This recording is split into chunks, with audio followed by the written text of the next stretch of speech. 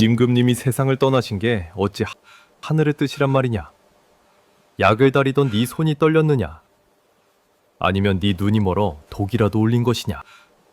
조정을 가득 메운 신하들의 서슬퍼런 꾸짖음이 궁궐마당의 차가운 바닥을 울렸습니다. 불과 며칠 전까지 조선 최고의 의사라 칭송받던 저의 명예는 갈기갈기 찢겨나갔습니다. 실순을 바라보는 노인의 몸으로 거친 거적대기 위에 무릎을 꿇은 채 저는 쏟아지는 비난을 온몸으로 받아내고 있었습니다. 선조 임금님이 세상을 떠나신 직후 거란의 공기는 슬픔보다 사리에 가까운 증오로 가득 찼습니다. 보위를 이어받은 광해군 임금님의 서늘한 눈빛이 제 등에 꽂히는 것만 같아 숨이 턱 막혀왔습니다. 죽음보다 무서운 것은 평생을 바쳐 지켜온 의사라는 명예가 하루아침에 임금을 죽인 역적의 오명으로 뒤바뀌는 순간이었습니다. 하지만 제가 이토록 처참하게 무너져 내린 데에는 참으로 황당하고도 충격적인 이유가 있었습니다. 사람들은 흔히 국왕의 죽음 뒤에 거대한 독살 음모나 치명적인 질병이 숨어 있을 거라 짐작하곤 합니다. 하지만 저를 파멸의 구렁텅이로 밀어넣은 것은 고작 열린 창문 하나였습니다. 여기서 잠깐 구독, 좋아요, 알림 설정 부탁드립니다. 여러분의 성원이 제작에 큰 힘이 된답니다. 임금님이 병환으로 누워 계시던 그 깊은 밤, 전하의 침전 창문이 열려 있어 찬바람이 들이치게 방치했다는 것. 그것이 저를 향한 탄핵의 핵심 사유였습니다. 일국의 어이가 왕의 침실 온도 조절조차 제대로 하지 못해 감기를 악화시켰고 그 결과로 임금이 세상을 떠났다는 죄목은 그 어떤 변명도 통하지 않는 서슬퍼런 칼날이 되어 제 목을 겨누었습니다. 수십 년간 수만 권의 의학서적을 탐독하고 산천초목의 약성을 몸소 시험하며 쌓아온 나의 의술이 고작 바람 한 점을 막지 못했다는 사실에 세상은 냉소했습니다. 정적들은 기다를 따는 듯이 들고 일어났습니다. 그들에게 중요한 것은 의학적 인과관계가 아니었습니다. 새로운 권력의 권력의 탄생 앞에서 희생양이 필요했을 뿐이었고 창문을 닫지 않은 어인은 그들에게 더할 나위 없이 좋은 먹잇감이었습니다.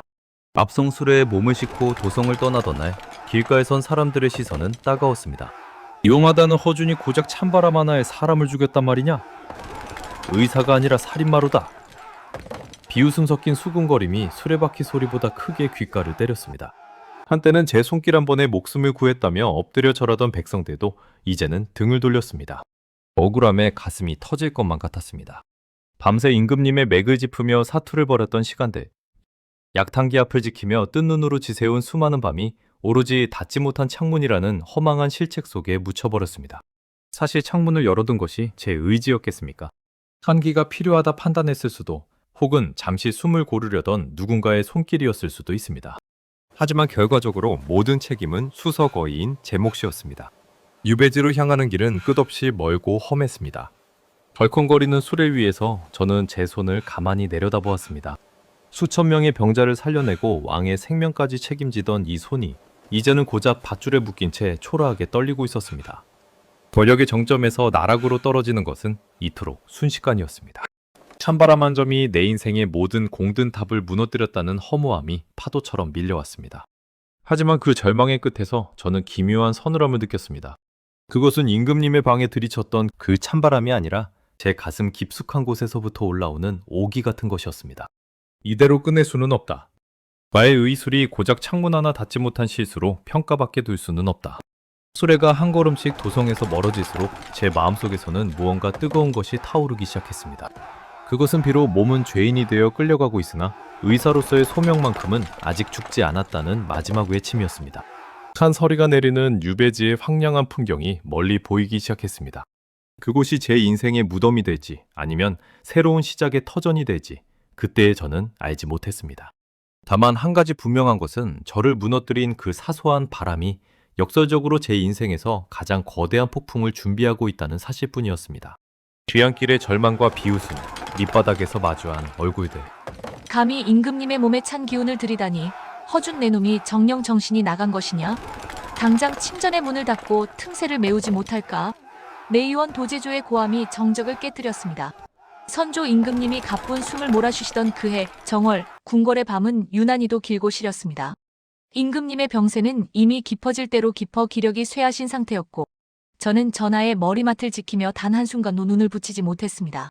약탕기에서는 쓴 내음이 진동하고 촛불은 바람 한 점 없는데도 위태롭게 흔들리고 있었습니다. 그때였습니다.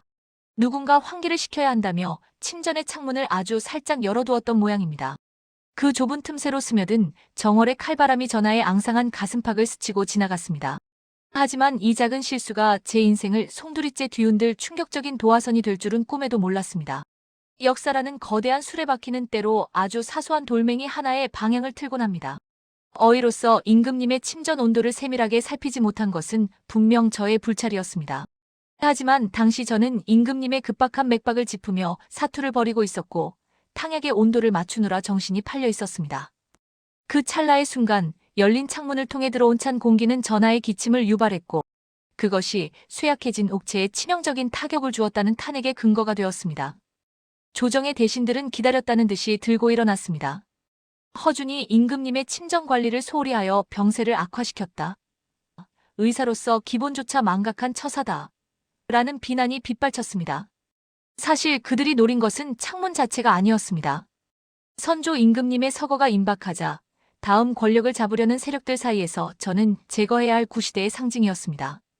광해군 임금님을 지지하는 세력과 그렇지 않은 세력 사이의 팽팽한 줄다리기 속에서 왕의 곁을 가장 가까이 지키는 저라는 존재는 그들에게 눈엣 가시였습니다. 창문을 열어두어 감기를 도지게 했다는 명분은 대중에게 먹히기 아주 좋은 소재였습니다. 심오한 의학적 논쟁은 백성들이 이해하기 어렵지만 의사가 창문을 열어 환자를 춥게 해서 죽게 했다는 말은 누구나 쉽게 비난의 화살을 쏠 수 있는 명확한 잘못으로 보였기 때문입니다. 내 의원의 동료들조차 제 곁을 떠나갔습니다. 평소 저의 엄격한 가르침에 불만을 품었던 이들은 오히려 앞장서서 저의 부주의함을 증언했습니다. 저는 억울함을 호소하기보다 묵묵히 고개를 숙였습니다. 의사는 결과로 말하는 법입니다. 임금님을 살려내지 못한 시점에서 창문이 열렸든 닫혔든 모든 책임은 제게 있었습니다. 하지만 가슴 한구석이 아려오는 것은 어쩔 수 없었습니다. 평생을 바쳐 지켜온 의사란 소명이 고작 창문 닫는 일을 잊은 얼간이의 실수로 치부되는 현실이 너무도 가혹했습니다. 동이틀 무렵 저는 내의원의 집기들을 정리하며 마지막으로 임금님의 약방문을 들여다보았습니다. 수만 번을 썼던 처방전들이 이제는 휴지 조각처럼 느껴졌습니다. 궐 밖에서는 벌써 저를 의금부로 압송하라는 명을 받은 나장들의 발소리가 들려왔습니다. 허주는 나오너라. 그 차가운 외침이 비수가 되어 가슴에 박혔습니다. 저는 그저 가지런히 놓인 침통을 품에 안았습니다. 이것이 제가 가진 유일한 재산이자 앞으로 제가 마주할 어둠 속에서 유일한 등불이 되어줄 물건이었습니다. 그렇게 저는 조선 최고의 의사에서 왕의 방 창문 하나 제대로 닫지 못한 대역죄인이 되어 궐을 나섰습니다.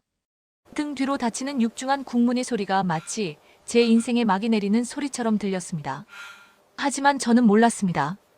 그 창문을 통해 들어왔던 차가운 바람이 사실은 저를 더 넓은 세상으로 실어 나를 운명의 바람이었음을 말입니다. 저놈 보게 왕을 죽인 의사놈이 아직도 고개를 들고 다니는구나. 니놈이 처방한 약보다 니놈이 열어둔 창문이 더 무서웠겠구나. 유배지로 향하는 길목마다 백성들의 야유가 쏟아졌습니다. 길가에 굴러다니는 썩은 채소가 수레 안으로 날아들었고 때로는 날카로운 돌멩이가 제 이마를 스치고 지나갔습니다. 한때는 제 손을 한 번만 잡아달라며 길을 막아서던 이들이 이제는 침을 뱉으며 저주를 퍼부었습니다. 머리칼은 헝클어지고 의관은 해졌으며 무엇보다 제 가슴 속의 자부심은 갈갈이 찢겨나갔습니다. 의사가 환자를 살리지 못하면 그것은 살인이나 다름없다고 제자들에게 가르쳤던 제 목소리가 환청처럼 들려와 저를 괴롭혔습니다. 그런데 제가 이 끔찍한 비웃음을 견디며 깨달은 것은 참으로 역설적이고도 충격적인 사실이었습니다. 저는 평생을 궁궐이라는 높은 담장 안에서 보냈습니다. 왕실의 보약을 다리고 고귀한 신분들의 맥을 짚으며 제가 세상의 모든 병을 알고 있다고 자만했습니다. 하지만 유배길에서 마주한 백성들의 얼굴은 제가 알던 것과는 전혀 달랐습니다.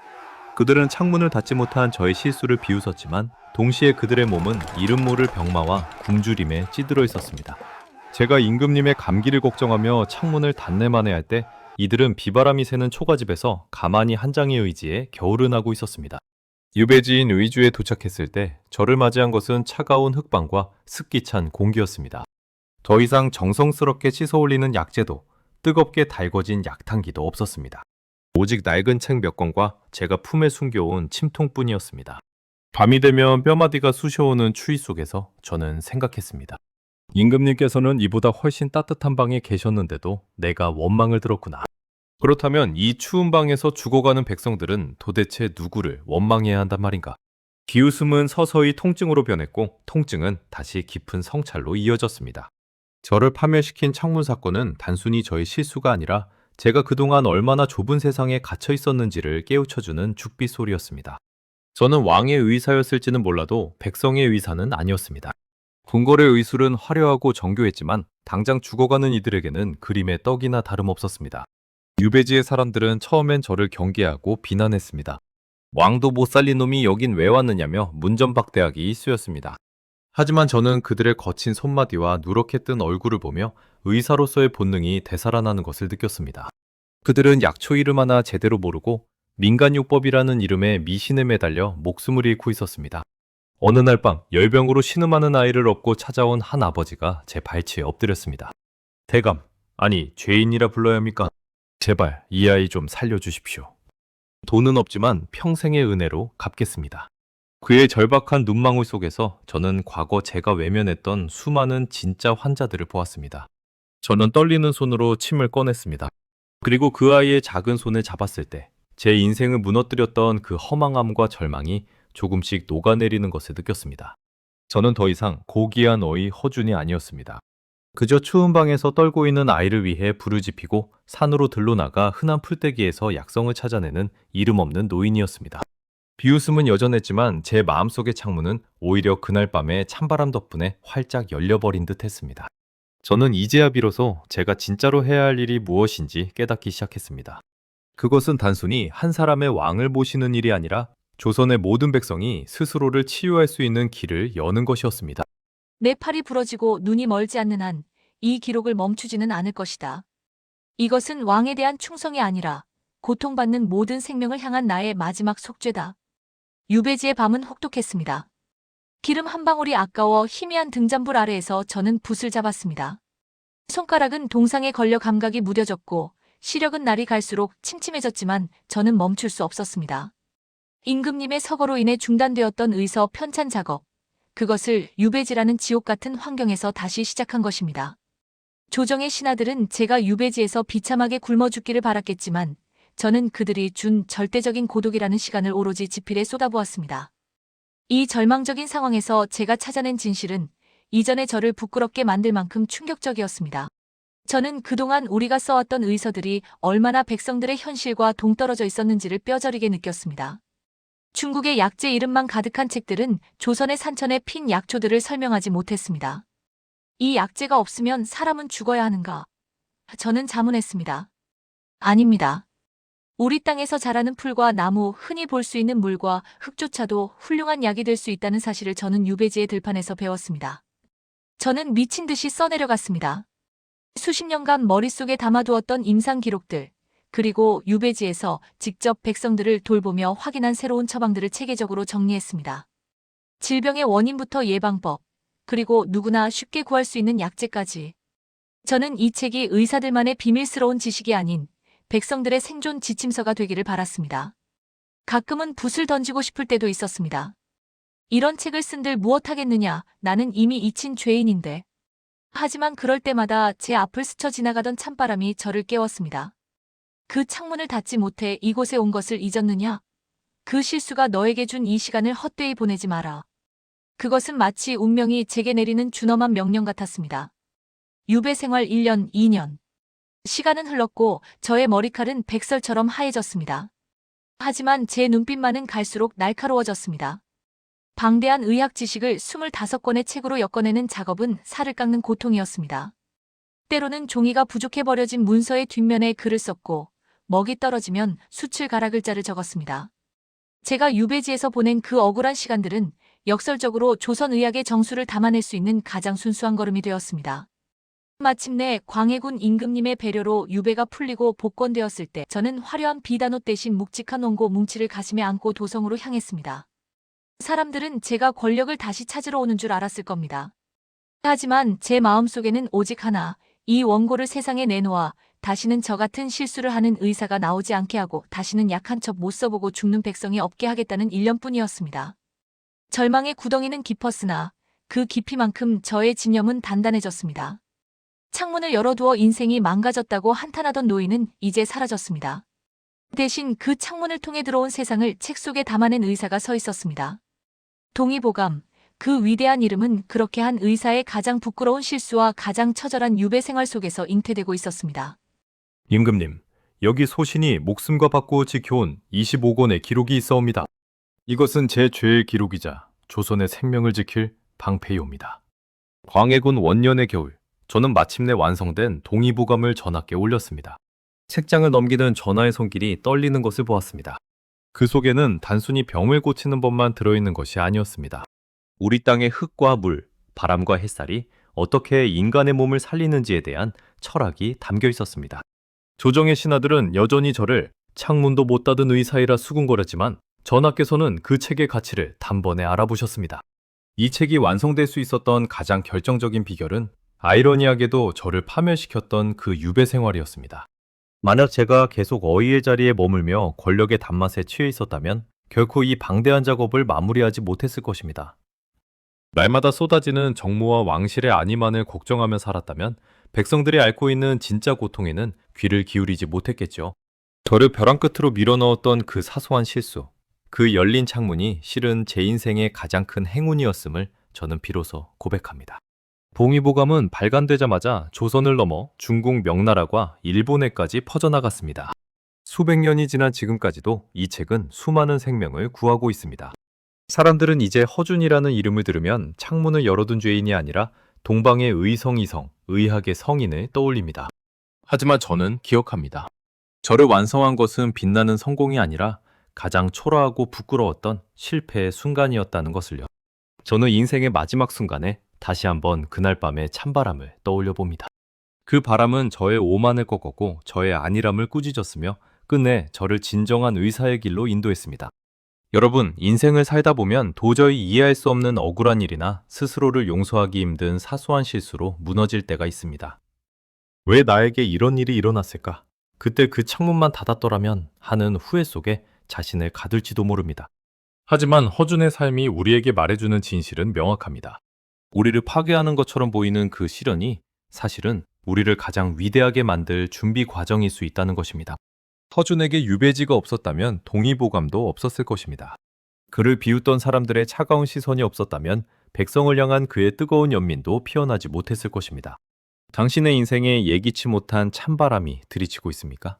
당신이 쌓아온 공든 탑이 사소한 실수로 흔들리고 있나요? 그렇다면 기억하십시오. 그 바람은 당신을 무너뜨리려는 것이 아니라 당신의 좁은 방을 환기시키고 더 넓은 세상으로 나아가게 하려는 운명의 손길일지도 모릅니다. 실수는 누구나 합니다. 하지만 그 실수를 실패로 남겨둘지 아니면 위대한 역전의 발판으로 삼을지는 오로지 당신의 집념에 달려 있습니다. 허준이 닫지 못한 창문 너머로 조선의 의학이 시작되었듯 당신의 좌절 너머에도 당신만이 써내려갈 수 있는 위대한 역작이 기다리고 있을 것입니다. 시련은 당신을 멈추게 하는 벽이 아니라 당신을 더 높은 곳으로 이끄는 계단입니다.